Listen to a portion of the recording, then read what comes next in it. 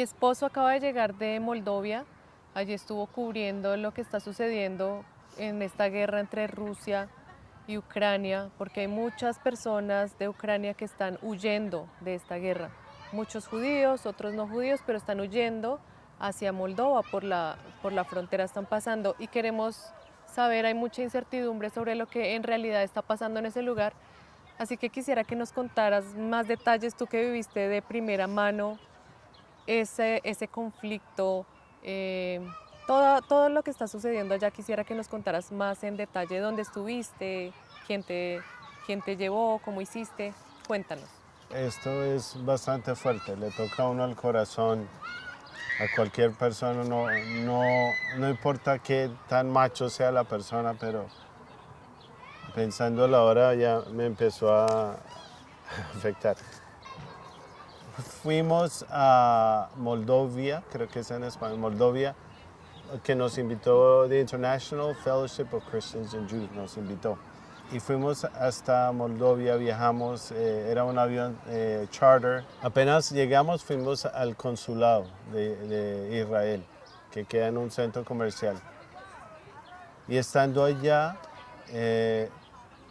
a la entrada vimos, había un pasillo, fuimos creo que al piso 3, pero el pasillo antes de la entrada estaba llena de judíos ucranianos. Querían saber cómo Israel los podía ayudar. Entonces eso estaba lleno y apenas entramos, que tocó pasar por seguridad, revisarnos y todo. Adentro también había muchos que le estaban revisando los papeles y si eran aprobados o no, porque hay mucha gente que les tocó salir corriendo sin papeles. Había una familia específica que me acuerdo que estaban teniendo problemas porque salieron corriendo con solo casi con la ropa, que tenían un par de maletas y no tenían los papeles de los niños.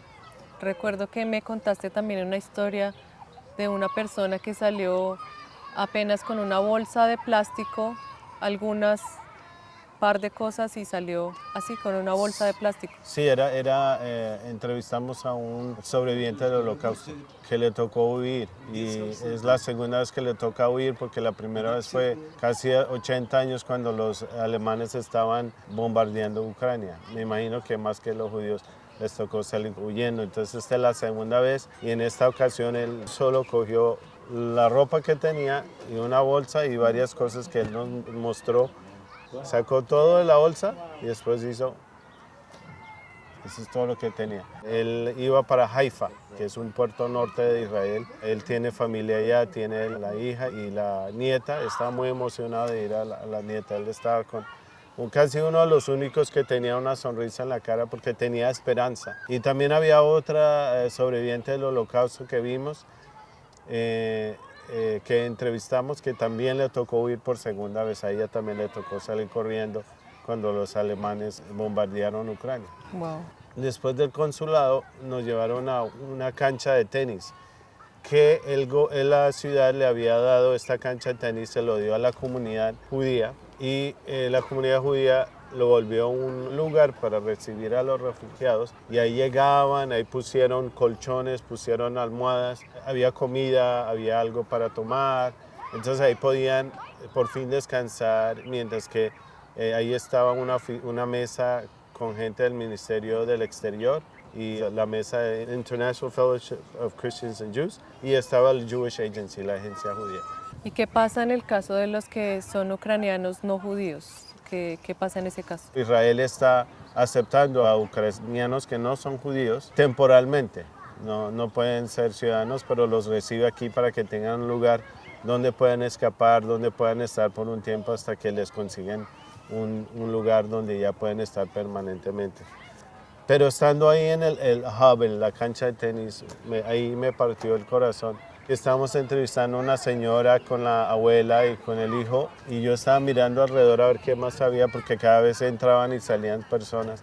Y vi una niña ahí en medio de todas estas maletas. Y ahí me tocó el alma, porque yo, como padre ahora de 2 hijos, yo dije, wow, una niña inocente en mitad de toda esta locura de guerra, y no podía contenerme las lágrimas. Eso fue bastante fuerte.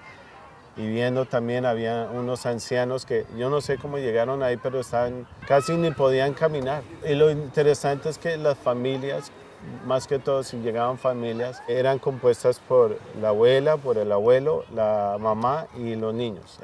Los padres no pueden salir. ¿Por qué no pueden salir? Porque tienen que quedarse en Ucrania a defender el país. Y de ahí, de ese lugar donde estaba esa cancha de tenis, ese refugio, ¿fuiste a otros lugares a ver más de Sí. lo que está sucediendo? Esta agencia International Fellowship of Christians and Jews arrendaron o alquilaron como una especie de un club. Y a veces alquilan cuartos de hoteles y entonces los ponen allá mientras que esperan el vuelo a Israel. Y nosotros fuimos a este como especie de club que se llamaba Odessa, un lugar afuera de la ciudad de Chisinau, que es la capital de Moldovia. Y ahí los tenían, cada persona refugiado tenía un cuarto donde podían dormir, porque tienen que esperar 1, 2, 3, hasta 4 días para el vuelo que el International Fellowship of Christians and Jews les tiene para ellos, para llevarlos a Israel. ¿Y cómo era ese ambiente que se vivía tú que regresaste con estos judíos de Ucrania en este avión? ¿Cómo sentías la atmósfera allí en ese avión o cómo percibías la actitud de esas personas al llegar a Israel? Era algo como mixto, se puede decir, sentimientos Encontrados. encontrados, sí. O sea, era difícil ponerle una cámara al frente de todas estas personas porque muchos están sufriendo, están en incertidumbre. Por ejemplo, cuando fuimos a la frontera, había una persona, puedo decir una chica de 26 años y el hijo de 2 años. Y ella estaba así como que no sabía qué seguía, no pudo salir, el esposo no pudo salir. Había una familia que en este caso sí salió el esposo, pero estaban como con angustia, la cara se les veía como que el pobre señor me puso en los zapatos del que como que ¿qué hago con mi esposa? Tengo que encontrar algo para mis hijos. Y la esposa estaba, pero tenía una cara como de angustia, de que, ¿ahora qué sigue? Acaban de cruzar la frontera y sí le pudimos preguntar y dijeron que iban para Australia. Y habían otras personas que sí, les puedes sacar una sonrisa, pero es muy, muy difícil la situación porque, o sea, si yo estuviera en los zapatos de ellos, ¿qué hago? ¿Qué voy a hacer? ¿Dónde vamos? Aunque se les dice, van a ir a Israel, el lugar seguro para los judíos, esta es la casa. Pero en realidad uno dejando su casa, ¿cuánta gente dejaría su casa, su apartamento? Dejar todo. Sí, en una condición más traumática, no es algo planeado. Sí. Lo interesante también es que estaba Maguen David Adom, que es la Cruz Roja de Israel, y justamente uno de los de la comunidad judía que estaba ahí ayudando a los refugiados le dio un ataque cardíaco. Llegaron ellos y les salvaron la vida. Gracias a Dios, ellos estaban ahí para salvar la vida de estas personas. Y tú fuiste también hasta la frontera. ¿Cómo era la situación en la frontera en ese momento? Interesante porque cuando llegamos, el sol o el ambiente estaba como un ambiente, como se puede decir, como triste. Apagado. Sí. Entramos hacia la frontera, de ahí a la frontera se podía ver un puente, un río, la ciudad ahí atrás, como callado. Pero justamente cuando estamos ahí, sonó la sirena 2 veces. Aquí en Israel cuando suena la sirena, uno sabe que tiene que correr al lugar de refugio, al cuarto de refugio. Allá no sé cómo hacen, pero esas 2 sirenas nos recordó, este lugar está en guerra. Había un par de señoras que estaban ahí, no sabían dónde ir y nosotros nos acercamos, les preguntamos dónde está, de dónde venían, para dónde iban y justamente ellos estaban esperando un transporte que les había arreglado la International Fellowship of Christians and Jews y entonces los que nos llevaron eran de ahí, entonces pudieron hablar Los ahí orientaron. sí, y ahí estaban con 2 perros y un gato. Y en el vuelo nosotros había 9 animales, 8 perros y un gato. O sea, esto es muy humano porque la gente tiene perros, tiene gatos y no los van a dejar, tienen que traerlos y pues usualmente para llevar unos perros o algún animal en el avión tiene que pasar por varias revisiones. Protocolo. Sí. En este caso les tocó hacerlo rápido. ¿Y cuántas personas han ingresado o han pasado la frontera de Ucrania a Moldovia? Moldovia tiene 3 millones de habitantes y han pasado por Moldovia 350.000, o sea, Wow. casi el 10% de la población. Es interesante porque Moldovia es uno de los países más pobres, si no es el país más pobre de Europa. A pesar de eso, están ayudando mucho con los refugiados. ¿Y cómo conectas tú todo lo que está sucediendo entre estos dos países y en general en el Medio Oriente? ¿Cómo conectas tú esto y en el mundo entero aún con la Biblia? Bueno, en la Biblia en varias ocasiones, Jeremías, en Isaías 11:12, Ezequiel 36:37, Cefanías capítulo 3, los últimos versos, Deuteronomio, en muchas porciones de la Biblia dice que los judíos serían esparcidos, pero Dios los regresaría a la tierra.